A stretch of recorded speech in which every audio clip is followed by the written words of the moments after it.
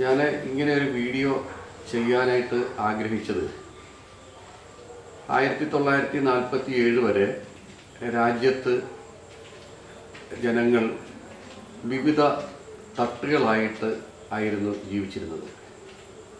അങ്ങനെ തട്ടുകളായി ജീവിച്ചിരുന്നത് വലുതും ചെറുതുമെന്നോ അല്ലെങ്കിൽ കൂടിയതും കുറഞ്ഞതും ഒക്കെ പറഞ്ഞിട്ട് മനുഷ്യരെ തന്നെ വിവിധ ശ്രേണിയിലേക്ക് പെടുത്തിയിരിക്കുകയാണ്.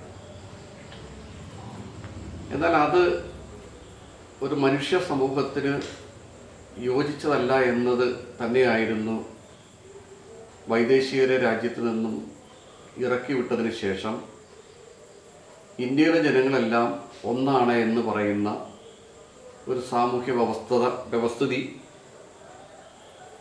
രൂപപ്പെടണമെന്ന് ആഗ്രഹിച്ചുകൊണ്ടാണ് ഇന്ത്യയിലെ ഭൂരിപക്ഷ ജനത അങ്ങനെ ചിന്തിച്ചത്. അതിൻ്റെ അടിസ്ഥാനത്തിലാണ് 1947 അത്തരമൊരു സാമൂഹ്യ അസമത്വത്തിന് അറുതി വരുത്തിക്കൊണ്ട്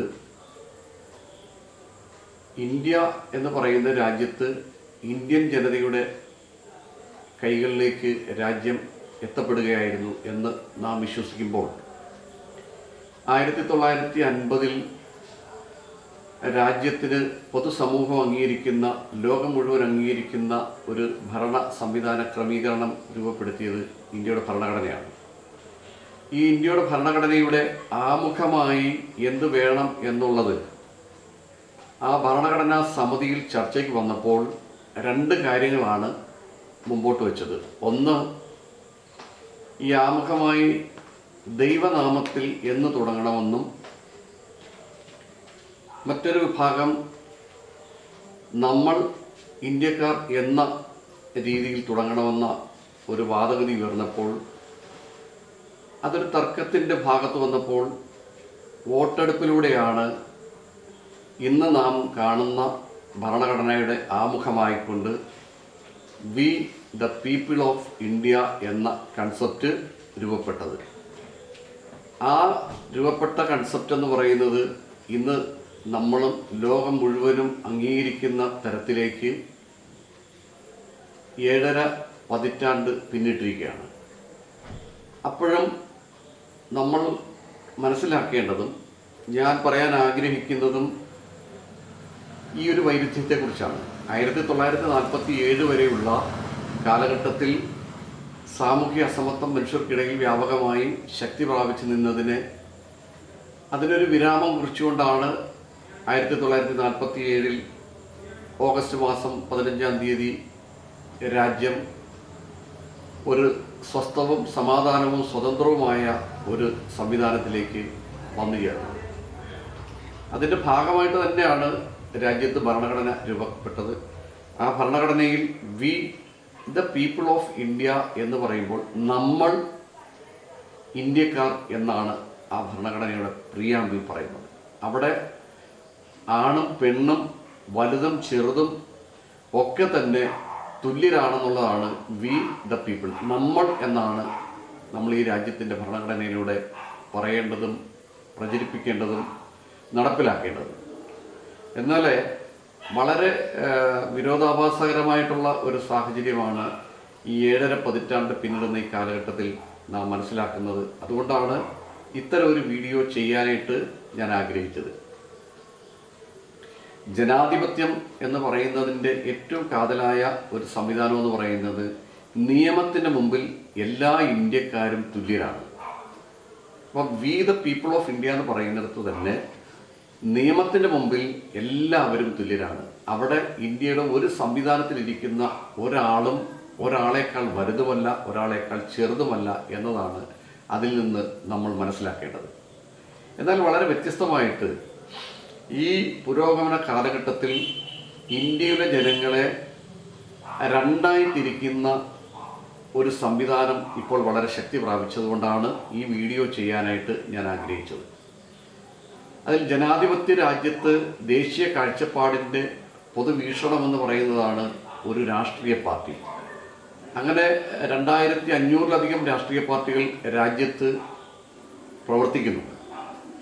ഇവരെല്ലാം രാജ്യത്തെ മുഴുവൻ ആളുകളുടെയും റെപ്രസെൻറ്റേഷൻ മുൻനിർത്തിക്കൊണ്ട് അതിൻ്റെ അടിസ്ഥാനത്തിൽ സാമൂഹ്യ സമത്വം എന്ന ചിന്തയും അതുപോലെ തന്നെ എല്ലാവരും തുല്യരാണ് എന്ന ഒരു കാഴ്ചപ്പാടിൽ പ്രവർത്തിക്കേണ്ടതാണ്. ഇവിടെ ഞാൻ എടുത്തു പറയുന്നത് അടിസ്ഥാന ജനവിഭാഗങ്ങളെന്ന് പറയുന്ന ആളുകൾ, അങ്ങനെ ഒരു കൂട്ടം. ആ അടിസ്ഥാന ജനവിഭാഗങ്ങളെന്ന് പറയുന്ന ആളുകൾ എന്ന് പറയേണ്ടത് യഥാർത്ഥത്തിൽ ഇല്ല എന്ന് ഞാൻ വിശ്വസിക്കുന്നു. ഇന്ത്യയിലെ ജനങ്ങളെല്ലാം ഒന്നാണെങ്കിൽ അവിടെ അടിസ്ഥാന ജനതയെന്നോ അല്ലാത്ത ജനതയെന്നോ പറയുന്നത് തന്നെ അതൊരു തെറ്റായ കീഴ്വഴക്കമാണെന്നും കൂടി പറയാൻ ഞാൻ ആഗ്രഹിക്കുകയാണ്.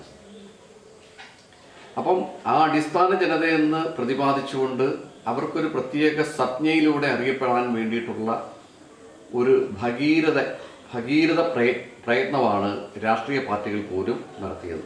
അത് കുറച്ചുകൂടെ ഞാൻ വ്യക്തമായിട്ട് പറഞ്ഞു കഴിഞ്ഞാൽ, ഭരണഘടനയിൽ ചില ക്ലാസിഫിക്കേഷൻ നടത്തിയിട്ടുണ്ട്. സാമൂഹ്യമായും സാമ്പത്തികമായും വിദ്യാഭ്യാസപരമായും തൊഴിൽപരമായും പിന്നോക്കം നിൽക്കുന്ന ആളുകളെ അത് ഒരു ഉത്തരവാദിത്തപ്പെട്ട ജനാധിപത്യ ഗവൺമെൻറ്റിൻ്റെ പരിരക്ഷയിലും സംരക്ഷണത്തിലും ആ ഒരു വ്യവസ്ഥ മാറിയിട്ട്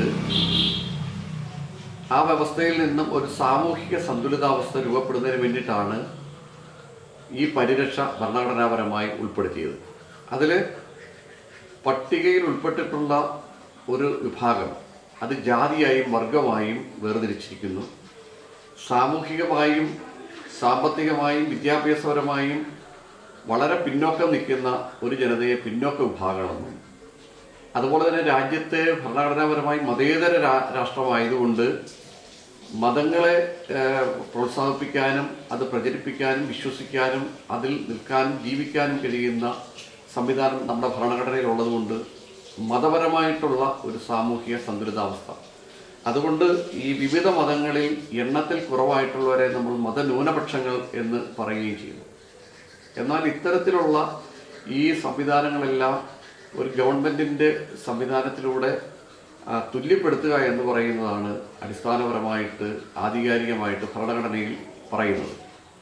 എന്നാൽ ഈ പിന്നോക്ക മതന്യൂനപക്ഷങ്ങളെ കൂടി ഇവിടെ ഉണ്ടായിരുന്ന സാമൂഹ്യ വ്യവസ്ഥയുടെ സൃഷ്ടാക്കളായ ആളുകളോടൊപ്പം ചേർത്തുകൊണ്ട് പട്ടികയിൽ ഉൾപ്പെട്ടിട്ടുള്ള ഒരു ജാതിയും വർഗവുമായിട്ടുള്ള വിഭാഗത്തെ ഒരു പ്രത്യേക രീതിയിൽ ദളിതുകളെന്നും ആദിവാസികളെന്നും വിളിക്കുമ്പോൾ ഇന്ത്യയിൽ ഭരണഘടനാപരമായിട്ട് ഇന്ത്യൻ പൗരന്മാരെ വേർതിരിക്കുന്നു എന്നതാണ്. അതിവിടുത്തെ രാഷ്ട്രീയ പാർട്ടികൾ രൂപീകരിക്കുമ്പോൾ രാഷ്ട്രീയ പ്രവർത്തനത്തിലും ഈ ജനതയെ മാത്രം ദളിതുകളെന്ന് വിളിച്ചുകൊണ്ട് ഒരു രണ്ടാം പൗരന്മാരായിട്ട് നിർത്തിയിരിക്കുന്നു. അതിവിടുത്തെ ഗവൺമെൻറ് സംവിധാനങ്ങളിലെല്ലാം ആ തരത്തിലുള്ള ഒരു രീതിയുണ്ട്. ഇത് നമ്മുടെ ഭരണഘടനയ്ക്ക് വിരുദ്ധമാണ്, നമ്മുടെ സാമൂഹിക വ്യവസ്ഥയ്ക്ക് വിരുദ്ധമാണ്.